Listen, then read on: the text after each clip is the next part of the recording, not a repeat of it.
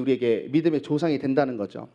아브라함을 이제 택해서 이 땅에 회복을 시작을 하셨는데 세 가지 약속을 했어요. 저는 이 세 개 중에 하나만은 꼭 기억했으면 좋겠어요. 세 번째인데 복이 될지라라고 하는 약속입니다. 세상에 내가 백성들을 통해서 선한 영향력을 끼쳐서 그 땅을 죄로부터 회복하실 거다. 그런데 이것을 원래는 구약 시대에는 아브라함의 후손인 유대인들을 통해서 이루려고 했는데 유대인들도 그 하나님께 순종할 수 없어서 예수 그리스도를 통해서 이 약속을 이어가셨어요. 그래서 앞으로는 유대인뿐만 아니라 예수를 믿는 모든 사람이 이 구약의 아브라함의 약속을 이어받은 백성이 되어서 이제는 교회를 통해서 이 땅에 선한 영향력을 끼치고 죄로 물든 세상을 회복하는 것이 하나님의 뜻입니다. 역사적으로 교회를 한번 살펴보려고 해요. 여러분, 일단 오늘 설교 테마는 우리가 지금까지 청년부 어떤 주제에 대해서 다시 쓰기를 배웠는데 오늘은 우리 교회 전체 표가 있어요. 교회여 일어나라입니다. 앞에 달려있고 도대체 무슨 뜻인지 어떤 심장을 가져야 되는지 모르겠을 것 같아서 오늘은 이 교회 표어와 관련된 교회에 대한 이야기를 좀 해볼게요. 자, 아브라함부터 예수 그리스도 때문에 교회를 통해서 이제 그 약속이 이어가고 있는데 여러분 실제로 교회는 이 세상 역사 속에서 살펴봤을 때에도 또 교인들이 하는 이 교회사를 살펴봤을 때에도 어떤 모양이로든 사회적으로 큰 영향을 끼쳤습니다. 그런데 좋은 모습도 있었지만 안 좋은 모습도 있었다는 게 팩트예요. 자, 먼저는 교회의 이 기독교를 믿는 기치, 성경적 가치관에서 남녀 평등이 나오고 노예제가 폐지되고 약자에 대한 관심이 시작되었고 구제 사역이 활발하게 되었고 우리나라에 선교사님 와서 학교 차려주고 병원 만들어주고 죄로 인간의 이기심과 탐심으로 강자가 약자를 누르는 이 약육강식 동물 같은 세상 속에 성경에는 모든 인간이 하나님의 형상으로 평등하거든요. 이런 여러 가지 가치들이 나오면서 교회를 통해 좋은 영향력이 끼쳐났습니다. 하지만 십자군 전쟁이라든지 마녀 사냥이라든지 세상을 죄와 어둠으로 부추기는 모습도 교회가 보여왔어요. 영향력은 반드시 끼치는데 양면성이 있었습니다. 자, 그러면 중요한 것은 왜 이 둘이 차이가 났냐는 거죠. 그때의 교회의 상태에는 정확히 이런 차이가 있었습니다. 선한 영향을 끼칠 때는요, 교회가 어떤 모습이었냐면 말씀이 교회를 움직였습니다. 모든 성도가 말씀을 듣고 말씀이 명령한 대로 변화되기 시작했고 실천하기 시작했어요. 그래서 성경의 내용들이 이 땅에 흐르기 시작했고 회복이 일어났죠. 그런데 교회가 악한 영향력을 끼쳤을 때에는 어떤 방법이었냐면 교회가 말씀을 사용했습니다. 신적인 권위를 가지고 말씀을 휘둘리기 시작했어요. 자신들의 탐심을 위해서 말이죠. 자신의 목적을 위해서 말씀을 들고 성도들을 겁박하면서 운동을 일으키고 그들을 미혹하고 그래서 점점 세상과 같은 모습으로 교회를 말씀을 들고 빚어나갔습니다. 여러분, 우리 지금 교회를 한번 돌아보기 원해요. 우리 26년도에 작금을 살아가는 세상이 교회를 바라볼 때 어떤 모양일까 하는 거죠. 교회를 봤을 때 세상 사람들이 말씀이 느껴질까? 말씀이 보일까? OR 단지 교회라고 불리는 성경책을 든 그들만의 리그가 보이는가 하는 거예요. 어떤 모습을 자주 볼까? 종교를 대상으로 설문조사를 한 여러 가지 자료들이 있잖아요. 1등, 개신교, 불교, 기독교 이런 거 알아보는데 기독교는 한 3위, 4위 정도 위치하고 있고 기독교가 왜 싫어? 아주 높은 꼭대기 1등 아니면 2등을 차지하는 게 뭐냐면 비윤리성입니다. 기독교인이 윤리적이지 못하다. 왠지 스님은 윤리적일 것으로 보이고 신부님들도 윤리적일 것 같은데 기독교가 사실 세상과 밀접하게 살다 보니까 윤리적이지 못한 모습이 보인다는 거예요. 아까 질문에 다시 돌아갈게요. 여러분 솔직히 지금 세상은 교회를 봤을 때 말씀을 잘 보지 못합니다. 그들은 단지 성경을 가진 한 집단을 보고 있죠. 오늘 사무엘서를 보는데요. 오늘 말씀이 나오던 이 시대를 사사시대라고 해요. 우리가 작년에 성경 퀴즈 대회 할 때 좀 다뤘었죠.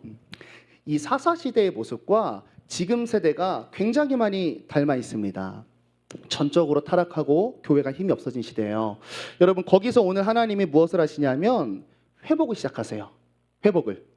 그래서 오늘 말씀 통해서 하나님이 이제 사무엘이라는 사람을 세워가면서 회복의 바람을 일으키시는데 26년을 시작하는 여러분들이 또 교회여 일어나라라는 표를 들고 걸어가는 우리 신관 공동체 교회가 내 삶을 성경으로 다시 써내려가며 교회든 우리가 일어나서 복이 될지라를 누리는 26년이 되기를 바랍니다.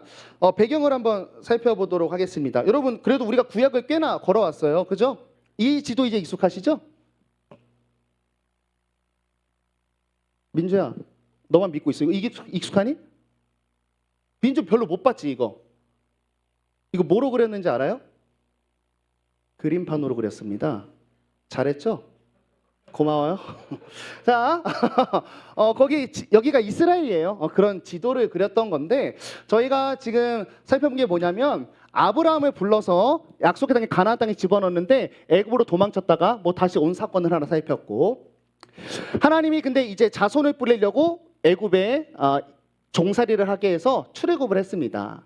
저번 주에 출애굽해서 이제 가나안 땅 들어가야 되는데 정탐꾼 보내는 이야기를 들었어요. 그리고 오늘 말씀의 시점은 실제로 가나안 땅에 들어갔습니다. 여호수아가 지도자가 되어서 갈렙과 함께 리더십이 되어서 가나안 땅에 들어갔고 여리고 박살내고 아이성 박살내면서 하나님이 뭘 보여줬냐? 너 이제 세상에서 그 가나안에서 이제 전쟁을 하면서 살아갈 텐데 어떻게 해야 이기는지 알려준 거예요. 여리고랑 아이성 부시면서. 그것은 여러분 순종이었습니다. 순종을 배우고 이제 이 땅에서 여러 민족을 쳐부순 다음에 좀 많이 남았어요, 땅이. 그때 하나님께서 어떻게 하시냐면 12지파들에게 땅을 분배를 일단 시켜요. 그래서 아직 정복되지 않았지만 그게 만약에 유다 지파에게 분배된 땅이면 가서 거기를 정복하라라는 뜻이었습니다. 하나님 정복을 하고 주시지 왜 우리에게 숙제를 남겼냐? 숙제가 아니라 이기는 법을 알려줬어요. 순종으로 밟으면 얻어왔거든요. 여리고 뺑뺑이 돌았어요. 아이성 순종 못하고 있다가 순종 못한 거 해결하고 들어가니까 밟았습니다. 세상에서 교회가 살아가는 방식을 보여주는 거예요. 순종으로 걸어가면 하나님의 나라가 되고 회복을 누립니다. 정확히 에덴 동산의 모습의 회복이에요. 아담과 하와 만들고 선악과 먹지 말라는 내 말씀 안에서 살면 동산 모든 새 거 다 줄게. 똑같아요. 가나안 땅에 들어가서 순종하면 저 땅 너네게 다 줄게. 회복을 시작했어요. 그런데 그 안에서 타락했습니다. 성경에서 보여주는 모습은 뭐냐면 저 가나안 땅에 하나님 모르는 민족들이 살았을 거 아니에요. 가나안 사람하고 구별이 안 되는 모습이 되었어요. 1번 말씀 없습니다. 세상처럼 사고방식하고 세상에서 세상처럼 살아갔어요. 저 땅에서 이게 타락한 이스라엘 건지려고 많은 사사들 보내거든요. 사사들도 몇몇 사사들은요 정확히 세상적인 방법으로 이스라엘을 구원해요. 완전히 세상으로 패치가 돼버렸습니다. 그리고 우상 숭배예요. 하나님이 거짓말이어서 다른 신을 섬긴 게 아니라 이 땅에서 살다 보니까 이 땅 사람들은 막 바알 이런 걸 섬겨. 알고 보니까 너 농사 지려면 비 와야 되잖아. 바알 섬기면 비 내린대. 하나님하고 바알을 같이 섬기기 시작했어요.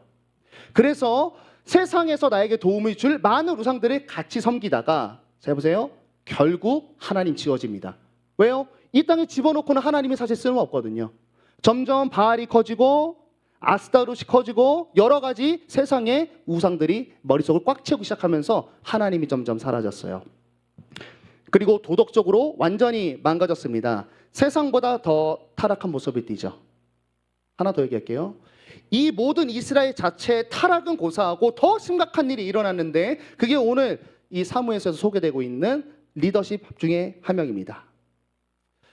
망해가고 있을지라도 하나님을 향해서 가야 됩니다 라고 외치는 자의 소리가 사라졌어요.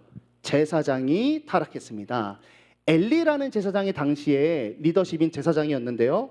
2명의 아들이 있었어요. 홈리와 비느하스인데 이 친구들은 단백질을 아주 좋아하는 사람이었습니다. 그래서 이제 하나님께 제물을 바치려고 고기 같은 걸 삶아 놓으면 그 당시에 예배예요.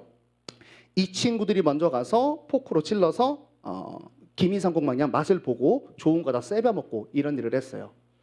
이 그림이 뭘 보여주냐면 제사장은요 이스라엘이 하나님을 향하도록 하는 하나님을 향해 있어야 되는 존재예요. 근데 이 제사 장면에서 보여주는 건 뭐냐면 하나님을 향한 제물이니까 하나님을 향하도록 올려드려야 되는데 철저하게 자기 자신을 위해서 살아가는 제사장의 모습이 보여요. 그런데 얘네들 아들들이나 그렇다 치고 그러면 아빠 제사장이 얘네를 푸닥거리를 하고 잡돌이를 좀 해야 되는데 엘리를 성경에서 뭐라고 표현하냐면 그림 언어인데요. 비대하대요. Like me. 그 다음에 늙었대요. Like you. 그 다음에 시력이 안 좋다고 나와 있습니다. 그러니까 이것은 상징적으로 영적으로 눈이 어두워져서 이게 하나님의 뜻인지 아닌지를 분별할지도 잘 몰랐고 그리고 늙어서 힘이 다 빠져버리고 비대해서 게을렀죠. 자녀들이 죄가 꺾여진 방향으로 가는데 터치하지 않습니다. 그래서 오늘 말씀은 이거를 이렇게 소개를 해요. 아이 사무엘이 엘리 앞에서 여호와를 섬길 때에는 여호와의 말씀이 희귀하고 이상, 기적이나 이적 같은 그런 일들이에요. 이게 흔히 보이지 않더라. 구약에는 하나님의 뜻을 밝혀주실 때 보편적으로 저런 방법을 사용했어요. 기적이 없어졌다 이런 뜻이 아니라 저런 식으로 사용했었는데 하나님의 말씀이 완전히 끊겨버렸다는 거예요. 그리고 인간들이 각기 소견대로 미쳐 날뛰기 시작했습니다. 당시 상황. 두 번째, 제사장이에요. 눈이 점점 어두워져 가서 잘 보지 못하는 그때에 그가 자기 처소에 누웠습니다. 눈이 어두워져서 세대를 분별하지 못해요. 그리고 어두워진 때에 자고 있다고 나와 있죠. 지금 사사기의 시대가 칠흑 같은 어둠이라고 문학적으로 얘기하고 있어요. 그 어둠 속에서 뭐 해요? 자고 있습니다. 우리 시대와 너무 많이 닮아 있습니다. 여러분 지금 이 세상을 보면 이런 시대 같아요. 각기 소견대로 사는 전형적인 아주 모습을 보여주고 있습니다. 여러분 잘 보세요. 자기 맘대로 살아요. 일단 법이 무너집니다. 여러분 한문철 TV 보시나요? 한문철만 봐도 알 수 있고 뭐 선거 시즌 되면 아주 우리가 알 수 있는 것 하나는 재판이 굽어지는 것을 보는 게 한두 번이 아닙니다. 이 나라를 심지어 치리하는 자가 또 법을 다루는 법조인들이 법을 안 지키죠. 그리고 여기서 얼마나 우리 세대가 분별력이 떨어졌는지 알아요? 잘 보세요. 여러분 대통령 뽑을 때 전과가 있으면 예전엔 안 뽑았어요. 어떻게 우리 리더십이 죄 지은 사람을 뽑아? 여러분 지금 어때요? 죄가 얘보다 괜찮으면 뽑아요. 죄 지었어도 깜빵 가서 책임졌으면 뽑아요. 아니 이거 되게 웃긴데 진짜 분별력이 없어진 세대가 된 거예요. 질서 없어졌습니다. 자기 맘대로 살죠. 그리고 그냥 이 인간 사회에서 질서가 완전히 사라졌어요. 여러분 권위가 무너졌습니다. 여러분 나쁜 권위가 분명히 있어요. 꼰대 같은 사람들 뭐 나쁘다고 할 수 있겠죠. 근데 여러분 좋은 권위가 있어요. 사랑이 넘치는 부모의 권위라든지 제자를 기르려고 하는 교사의 권위라든지 여러분 인간은 창조되는 순간부터 권위 밑에서 존재할 때 하모니를 이룰 수 있어요. 지금 우리가 노인 세대나 어른 세대를 한 통으로 묶어서 꼰대 내지 요즘엔 틀리라고도 하더라. 너무 나빴어요. 틀딱이래. 뭐 그러면서 완전히 갈등을 일으키고 권위를 싹 다 무시하죠. 컴퓨터 못 다룬다고 패급 취급하고 여러 가지로 권위를 다 무너뜨려 버립니다. 여러분 그래서 좋다 이거예요. 지금 결과가 뭐냐는 거죠. 요즘 세대가 어떻게 살아갑니까? 질서 없고 방종하면서 살아가요. 하고 싶은 거 다 하고 살아가는데 문제는 뭐냐면 만족이 없어요. 그래서 이상한 거 하면서 살아가고 얼마나 할 게 없으면 사진을 올리면서 잘난 척하면서 살아갑니다. 그리고 이 세상을 보면 우상이 너무 많죠. 내 욕구를 위한 온갖 것들에 미쳐 사는 세상이죠. 온갖 것들을 우상 섬기듯이 다 갖다 바칩니다. 내 인격, 인간의 존엄성, 나의 성, 나의 친구는 고사하고 엄마, 자식, 할머니 싹 다 갖다 바쳐서 나의 쾌락과 돈을 채워갑니다. 질서가 없고 서로의 욕구의 이해관계만 맞으면 법이고 뭐든 가볍게 무너뜨려버리죠. 딱 사사시대예요. 자 여기에서 오늘 2절에서는 엘리의 모습을 보였어요. 엘리는 종교성을 상징합니다. 여러분 지금 이 세대에서 교회는 또 나라는 성도는 뭐 하고 살고 있는가 하는 거죠. 일단 말씀 없는 교회가 너무 많습니다. 종교로서의 기독교를 믿으면서 복받는 일 혹은 내 어려움을 넘어가기 위한 것. 세 번째, 사후세계 알지 못하니까 천국 가기 위한 보험. 이거 세 개 빼고 하나님을 아는 지식, 하나님을 우리에게 원하는 지식, 내가 왜 태어나는지, 어디로 가야 되는지, 뭐 하면서 살아야 되는지 아무것도 지식이 없습니다. 알려고 하지 않아요. 그래서 세대를 분별할 수가 없어요. 두 번째 특징입니다. 개인주의화가 극대화되면서 여러분 성도와 교회가 세상에 전혀 관심을 갖지 않습니다. 성도가 세상에 관심을 갖는 때는 딱 한 번, 뭐요? 세상에서 나 배불리려고 할 때만 세상에 관심을 갖고 이 땅의 황무함과 황폐함을 향해서 전혀 애통하지 않습니다. 오히려 이런 거 하죠. 나 구원받았어. 내 친구도 구원받았어. 내 엄마도 구원받았어. 우리 청년부 너무 예뻐. 신강교회 아름다워. 세상을 향해 아무것도 하고 있지 않죠. 그리고 너무나 아프지만 세 번째는 종교 지도자들이 추풍 낙엽처럼 다 쓰러져 가고 있습니다. 기라성같이 제가 존경했던 목사님들도 왜 그렇게 가시는지 모르겠어요. 아마 뭔가가 있겠죠. 오해도 있을 수도 있고 난 모르겠지만 어찌됐건 세상이 그것을 보고 확인하는 건 뭐냐면 무너져 간다는 거죠. 하나님과 하나님의 말씀과 교회를 내 것인 것 마냥 소유하고 말씀을 열어 젖히는 설교를 하기보다는 내가 하고 싶은 말을 하기 위해서 성경을 우리 논문 쓸 때 각주 달듯이 갖고 와서 하나하나 근거 구절로 대면서 설교를 하고 있죠. 한마디로 얘기하면 무너져가는 세대, 기준이 사라진 세대. 그러면서 신약에 문둥병 걸린 사람처럼 내가 다 썩어지고 있는데 아무런 통증을 못 느끼는 세대. 그 속에서 말씀 없는 성도들, 우리는 괜찮다며 어둠 속에서 잠자고 편안함에 취해 있는 우리 교회들, 완전히 사사시대, 그것은 우리 시대입니다. 그리고 이 시대에서 하나님은 마치 없었던 것처럼 지워지고 있습니다. 초월적인 존재? 말이 돼? 과학적으로 증명돼? 저거 광신도 집단이야. 감정에 취한 거지. 자기 힘든 거 해결하지 못해서 하나님한테 던져버리는 합리화하는 정신 나간 집단이다. 하나님이 안 보입니다. 점점 사라지고 있어요. 전 교회를 비판하는 게 아닙니다. 세대가 이렇다는 거예요. 너무 사사시대와 닮아 있다는 거죠. 그런데 이 절망적인 상황에 한 사건이 일어납니다. 우리는 하나님을 버리고 하나님을 떠나고 하나님을 잊혀가고 있는데 성경에 이렇게 나와 있어요. 일단 문자적으로 읽으면 이제 성전에 성막 안에 그 등불을 켜는 등잔등이 아직 불 켜져 있을 때 뭐 밤에 이런 일이 일어났다라고 보지만 되게 사무엘상 문학적인 작품이거든요. 어두운 밤에 어두운 칠흑 같은 사사시대에 하나님의 등불은 아직 꺼지지 않았습니다. 그리고 그 하나님의 등불 곁에 사무엘이라는 한 사람이 하나님 곁에 누워 있습니다. 엘리는 어둠 속에서 아무것도 볼 수 없는 자로 헤아릴 수 없는 편안함, 시몬스 침대에서 잠을 잤다라고 친다면 같은 어둠 속에서 하나님의 불은 꺼지지 않고 있었고 하나님 곁에 있었던 한 사람이 있었죠. 그 사람이 바로 사무엘입니다.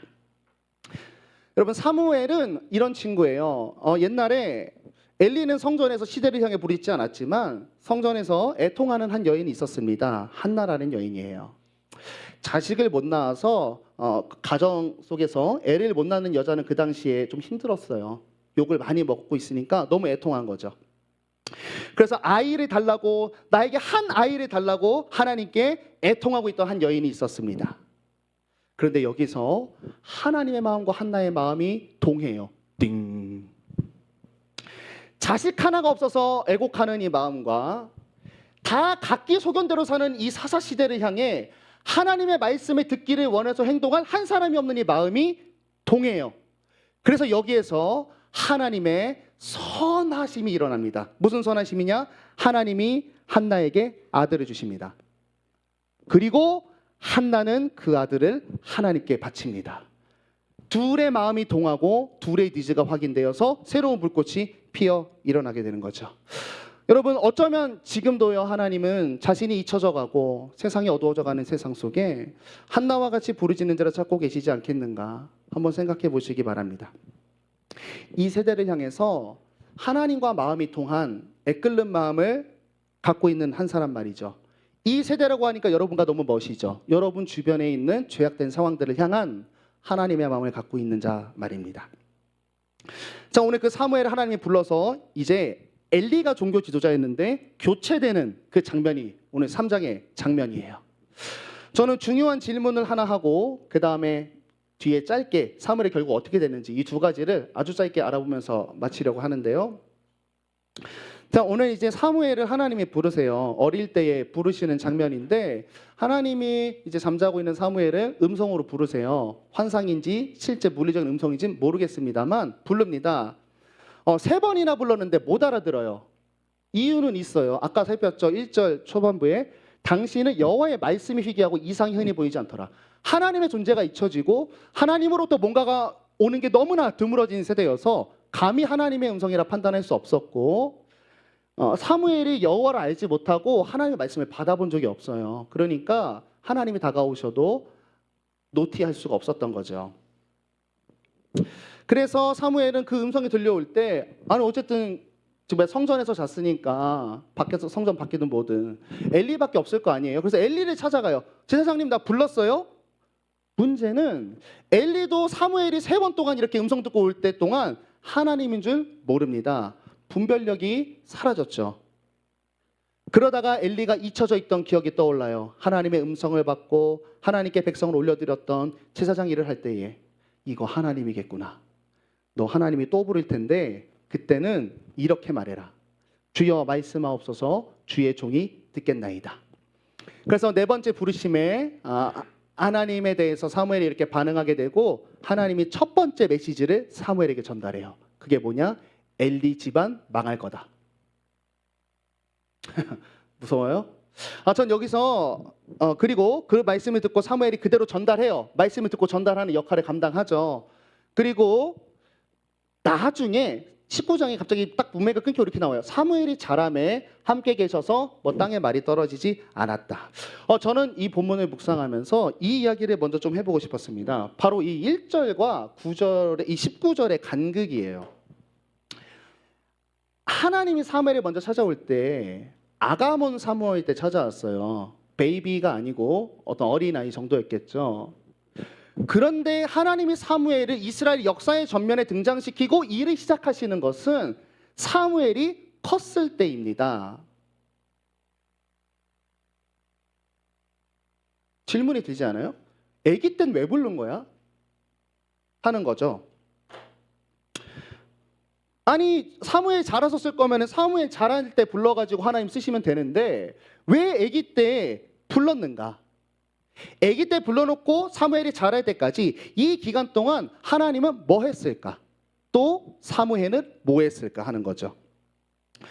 자세한 건 알 수 없어요. 성경 안 나와 있으니까. 그러나 미리 불렀다는 것은 그때까지 뭔가를 하고자 했었다는 것이에요. 그리고 말씀 통해 알 수 있는 건 뭐냐면 자라게 하고 싶었습니다. 하나님이 불러서 하나님의 때에 쓰이기 위해서 그 과정을 통해 하나님이 자라게 하고 싶었다는 거예요. 여러분, 하나님이 그의 백성을 불러서 세상에 던져서 일하실 때 있잖아요. 그러니까 하나님이 날 만나서 나 개인에서 회개가 일어나고 이런 거 말고 하나님이 우리를 하나님의 나를 구원하시면서 뜻하신 세상에 던져놓고 사용하실 때는 이런 식이 아니에요. 초월적인 능력으로 마치 피터가 거미한테 물려가지고 갑자기 털이 솟고 벽을 기어다니는 것처럼 갑자기 하나님이 딱 와가지고 내가 완전히 싹 바뀐 다음에 이 세상에 거칠 것이 없는 사람이 되어서 그렇게 바꿔서 사용하시는 게 아니라 하나님은 이 창조 질서 속에서 우리를 기르십니다. 내가 앞으로 던져질 세상, 감당해야 될 사람, 감당해야 될 환경과 질서와 문화에서 우리를 철저하게 훈련시키시고 철저하게 기르신다는 거예요. 왜냐하면 우리를 세상에 던져놓을 거기 때문이에요. 나중에 하나님이 저곳을 통해서 나를 저다 던져놓고 큰 일을 회복을 이루실 건데 저기에 들어가서도 하나님의 백성과 말씀으로 살 수 있는 실력을 기르기 위해서 하나님은 반드시 우리를 부르시고 나의 세상 속에서 나를 길러가신다고 하는 거죠. 우리가 신앙생활하고도 이 하나님의 일을 모르니까 너무나 많이 무너집니다. 이유는 이런 거예요. 신앙생활을 열심히 하는데 우리 엄마들이 좋아하는 요셉, 다니엘, 이런 아름다움과 풍성함에는 내 아들이 또 내 인생이 한 발자국도 가지 못하고 있는 모습을 보면서 하나님 살아있나? 나 이거 왜 믿고 앉아있지? 라고 하는 생각이 들면서 신앙이 무너지고 교회를 떠나게 됩니다. 근데 여러분, 사실 이것은 굉장한 오해입니다. 우리는 성경의 인물을 볼 때 결과론적으로 그 인물의 끝만 보고 그 인물이 되기를 바라는 경우가 너무 많죠. 여러분, 요셉과 다니엘의 과정이 되고 싶은가요? 혹시 그렇게 살고 싶은 분 계세요? 누명 쓰고 쇠고랑 차고 종으로 팔려가고 사자굴 들어가고 풀무불에 던져지고 그 간신들에게 왕따 당하고 기도를 조마조마하면서 해야 하는 그 떨리는 마음. 나중에 고기만 먹고 채식만도 시켜요. 할 수 없는 일이죠. 여러분, 우리가 하나님을 믿고 나도 성경에 많은 신앙의 선배들처럼 쓰임받고 이 세상을 회복하고 싶다라는 꿈을 가질 때에 결과를 보지 말고 하나님은 길러서 사용하신다는 이 진리 안에서 그 과정을 한번 볼 수 있어야 되는 거죠. 오히려 이렇게 봐야 됩니다. 나는 성경의 믿음의 선배처럼 하나님의 부르심과 약속과 소망을 가졌죠. 거기에서 이걸 봐야 돼요. 그런데 이 자라나는 나의 상황, 나에게 주어진 과정과 현실과 인생을 과연 나는 저렇게 살고 있는가라고 하는 것으로 나를 진단해 보는 것이 성경적인 일입니다. 여러분, 이 어두운 시대에 하나님께서는 우리 한 명 한 명을 부르셨습니다. 초월적으로 역사하셔서 여러분에게 그리스도고 주인이 되셨죠. 그러면 이제 하나님이 우리를 불렀다라고 한다면 우리가 할 것은 뭐냐면 백성이 되고 세상에 던지시거든요. 창조 질서 안에. 이 주어진 나의 삶 속에서 백성다운 존재로 존재하고 반응하고 인내하면서 자라는 것이 필요합니다. 성경에서 많은 믿음의 모양이 나오지만 믿음의 많은 색깔 중에 이런 믿음이 있는 거죠. 수련회도 나눈 것 같은데요. 믿음은 내가 초월적인 능력이 일어날 거라는 막연하고 맹목적인 기대를 갖고 있는 게 아니라 이런 게 믿음이라고 하는 거죠. 성경에 약속된 내용들이 나의 인생에 장차 성취될 것을 믿는 믿음으로 그것을 이미 성취받은 사람처럼 현재를 살아가는 것, 이것이 믿음이고 이 믿음이 우리를 잘하게 합니다. 여러분, 우리의 신앙생활을 한번 돌아보시기 바랍니다. 여러분은 잘하고 계신가요? 저도 그렇고 말이죠. 나는 잘하고 있는가? 믿음 안에서. 아니면 하나님 왜 미리 불러서 이런 불편한 인생을 만드셨습니까? 아무것도 바뀌는 게 없는데 하나님 나를 왜 불렀고 교회를 왜 다니게 하고 일주일에 1시간씩 시간을 꼬박꼬박 뺏어가십니까? 라는 마음을 갖고 있는지 우리를 한번 돌아보기 바랍니다. 끝으로 말씀의 한 장면만 살필게요. 그러면 사무엘이 이렇게 자라게 해서 어떻게 자라기를 원하셨는가 하는 그림을 좀 살펴볼 수 있어야 되는 거죠. 구체적으로 안 나와 있지만 하나님이 사무엘을 불렀을 때에 첫 대면하실 때 나오는 이 그림과 장면 언어가 우리에게 도움이 되리라 믿어요. 하나님이 사무엘과 교제를 시작하는 것은 사무엘이 이렇게 응답했을 때였습니다. 말씀하옵소서 주의 종이 듣겠나이다 하니 여호와께서 사무엘에게 이르시되 나오죠. 말씀이 끊어져서 말씀을 알지 못하고 말씀을 향한 갈망도 없는 세대에서 하나님은 이런 한 사람을 기르고 원하셨던 거죠. 말씀을 듣기 원하고 말씀을 그대로 행하는 자, 그래서 하나님의 말씀이 흐르게 하여 회복을 시작할 수 있는 한 사람을 원하셨습니다. 기억하십시오. 하나님은 제사장도 아니고 역사가 그렇게 길었던 이스라엘도 아니고 그냥 말씀해 주세요, 순종할게요 라고 했던 당시에 아무런 사회적 가치가 없었던 아이를 통해서 오히려 일을 하고 계십니다. 여러분, 이 어두운 세대에 우리가 교회로서 또 성도로서 너무나 고민이 많습니다. 여러분들과 나눠보면 이 세대에 대한 아픔을 갖고 있는 분들이 분명히 있고 그것을 위해 열심히 성도로서 살아가려는 여러분들의 모습이 있는데요. 오늘 말씀을 꼭 기억하세요. 내 직업과 노력과 역사와 이력과 신분과 자격증과 신앙 연수와 나의 과거의 영광이 다 필요 없어. 하나님은 말씀으로 바로 지금 이 현재를 매일매일 살아갈 수 있는 한 사람을 원하십니다. 원하세요. 칠흑 같은 어둠을 이거 하나로 뚫은 거예요. 말씀을 전하면 흐르게 할 수 있는가 하는 거죠. 그 목사님 상상 아닙니까? 이 뜻이 명확함을 엘리에게 이제 사무엘에게 첫 번째 주신 말씀이 엘리 이야기라고 했잖아요. 이거를 통해서도 증명이 되죠. 사무엘에게 열어주신 엘리를 향한 하나님의 뜻. 내가 엘리의 집에 대해서 말한 것을 처음부터 끝까지 그날에 그에게 이룰 건데 그것은 내가 그의 집을 심판하겠다고 말한 것이다. 잘 보세요. 근데 내가 그에게 심판에 명한 것은 그가 아는 죄악 때문이니 이는 그가 자기의 아들들이 저주를 자청하되 금하지 아니하였음이니라. 일맥상통하죠. 제사장은 말씀을 들을 수 있는 자리, 말씀으로 인도할 자리, 또 말씀을 선포해야 될 자리인데 여기서 포인트는 뭐냐면 그가 아는 죄악이라는 거예요. 자신의 삶의 지경에 심지어 내 가정에 지금 말씀이 끊기고 죄악이 자라나고 있습니다. 알았어요. 알았는데 말씀을 흘려보내지 않았습니다. 자기 자녀들에게 말이죠. 여러분 부름받은 이제 여러분이 성도 공동체가 됐을 때 회개하고 하나님의 자녀가 됐을 때 여러분 우리는 그런 소명, 나를 부르신 게 소명이고 소명과 함께 뭘 받은 사람이냐면 사명을 받은 사람이에요. 불러서 하나님은 보내십니다. 모임 공동체가 교회, 보냄받는 공동체가 내 삶의 자리에서의 삶의 교회예요. 여러분 말씀과 하나님은요 그냥 나 혼자 간직하고 나 혼자 꽁꽁 숨겨두고 비밀 편지처럼 관리하는 게 아니다라고 하는 거예요. 나 혼자만 레벨업을 찍는 것이 신앙생활이 아니다. 하나님의 뜻은 말씀이 흐르게 하는 거예요. 죄된 이 땅에 말이죠. 제가 소설 쓰나요? 왜냐하면 아브라함 때부터 이걸 원하셨다니까요. 너 복이 될지라. 너 보고 하나님을 알게 되리라. 너 보고 다시 하나님의 통치 안으로 그 통치를 갈망하고 그리워하고 원하게 할지라. 그것을 하나님이 지금까지 계속 말씀하시는 거죠.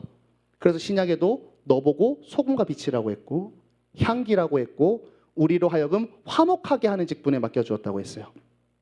결론. 그래서 사무엘은 어떻게 자랐습니까? 이렇게 자랐습니다. 사무엘이 자라서 여호와가 그와 함께 계셨는데 그 증거가 뭐냐면 그의 말이 하나도 땅에 떨어지지 않았대요. 오해하면 안 돼요. 아, 내가 말씀대로 살면 앞으로 내가 뱉어내는 모든 말들은 하나님이 다 열매가 맺히게 하시는가? 그게 아닙니다. 포인트는 사무엘이 자랐다는 데 있어요.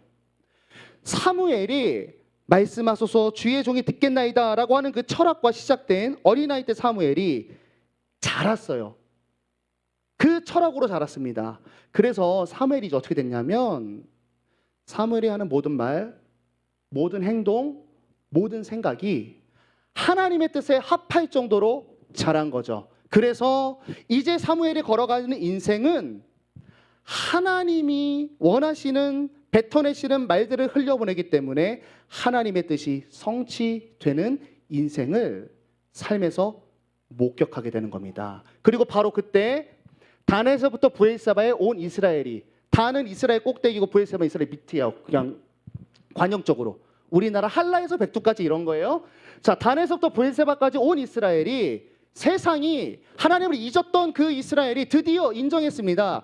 사무엘은 여호와의 선지자로 세우심을 입은 줄 알았더라. 그때의 세상이 하나님이 택하고 세상에 넣으신 하나님이 임재하는 사람으로 인정하고 듣기 시작했어요. 교회된 여러분, 저도 아픔을 겪는 거지만 우리가 세상에 나갔을 때 또 세상이 우리 교회를 바라볼 때 영향력이 너무 없는 것 같습니다. 그리고 그 상황이 반복되면서 우리는 점점 하나님의 능력을 못 믿고 싶은 그런 생각이 많이 들어요. 그런데 이거를 점검해 봤으면 좋겠어요.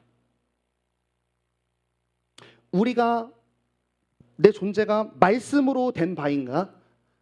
내 삶의 지경이 이제는 하나님의 구체적인 말씀이 없어도 하나님의 뜻대로 행동할 수 있을 정도의 말씀의 지배를 받고 있는 삶인가? 성령 하나님이 말씀으로 터치하시는 그 소욕에 즉각 반응해서 하나님께 엎드려가는 모습으로 내 주변을 경영했는가? 나는 말씀의 풍성함을 향해 자라고 있는가 하는 거예요. 그거 없으면 하나님은 능력을 행하기 전에 제가 많이 말하잖아요. 그 전에 하나님 뭘 해야 되냐면 거기를 회개시키는 일을 해야 돼요.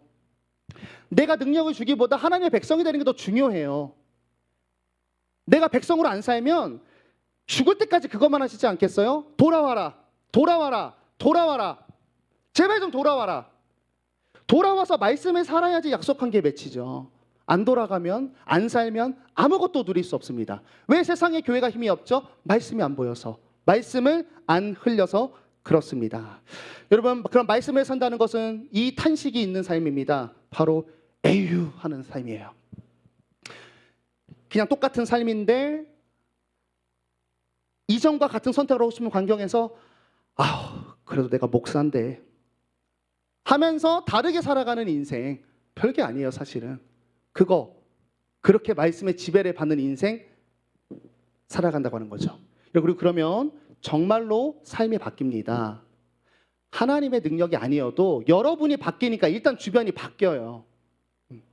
바뀌어 봤냐는 겁니다. 그리고 이렇게 말씀으로 산 기 인내의 시간이 흐른 후 내가 고백하게 됩니다. 아, 나는 내가 애쓰고 산 줄 알았는데 하나님의 말씀이 그때 들려서 마침 내 상황에 적용이 되어서 내가 그 말씀을 행할 수 있게 되었고 내 주변이 샬롬으로 물들기 시작했구나. 그리고 세상 사람들이 그제서야 우리를 보고 이야기합니다. 교회, 하나님이 세상을 회복하는 분이다라고 하는 이야기죠. 여러분 말씀을 마치겠습니다. 우리 오늘 교회에 일어나는 표어로 26년을 걸어갑니다.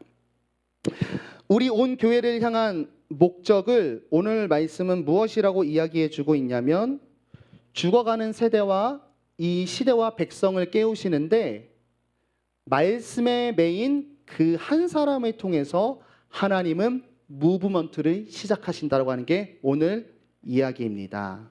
돈과 규모와 환경과 화려함이 전혀 필요 없습니다. 이 청년부, 이 지하, 습기가 가득한 곳에서 악기가 막 썩어가더라고. 뭐 세션, 뭐 설교자도 별로고 사실 뭐 악기도 막 나가서 이런 세션도 아니지만 아무것도 상관없습니다. 애기맨을 불렀어요. 말씀을 흐르게 할 수 있는 사람, 그 한 사람만 있으면 여러분을 둘러싼 여러분 삶의 지경을 반드시 바꿀 수 있는 힘이 일어납니다. 세상은 어둡고 나는 하나님이 잊혀져 가지만 여호와의 등불은 여전히 켜져 있었고 지금 여호와 전에 옆에 있을 한 사람을 하나님이 기다리고 있다라고 하는 것을 꼭 기억하실 수 있기를 바랍니다. 하나님은 이 땅을 고치고 싶어 하세요. 불이 안 꺼집니다. 그런데 이 땅에 내 말을 듣는 사람 한 명이 없어서 하나님의 말씀을 듣고 행동을 안 하는 정도가 아니라 아예 말씀을 안 먹어요. 필요 없어요. 우리가 예천불지 욕하지만 사실 우리가 원하는 것도 예천불지 이외에 다른 곳은 터치하지 않기를 바라는 거 아닙니까? 하나님이 내 삶을 만져가셔서 길러야 되는데 말씀으로 살질 않습니다. 우리는 뉴스로 살아갑니다. 그럼 성도가 될 수 없습니다. 여러분 하나님 우리 불렀을 때 이 영광스러운 하나를 기억하면서 설교 끝낼게요. 초월적인 역사로 우리를 성도 되게 했을 때는 하나님의 부르심은 여러분 개인적인 차원을 넘어요. 하나님은 이 땅을 구원하려는 이 장대한 메타 내러티브에 우리 한 사람을 부를 때에는 이 이야기를 위해서 하나님이 놀라운 일들을 심어놨습니다. 여러분 성도가 됐다는 것은 이 시대와 이 역사를 향한 부르심이기도 합니다. 여러분의 삶의 지경과 여러분의 직장과 꿈과 선택을 위한 부르심이기도 하다라고 하는 거예요. 이제 26년을 걸어가실 때 말씀으로 세상을 사는 담력을 한 걸음 한 걸음 실패하시더라도 굳은 살 먹이시더라도 행동하시면서 자라나실 수 있기를 바랍니다.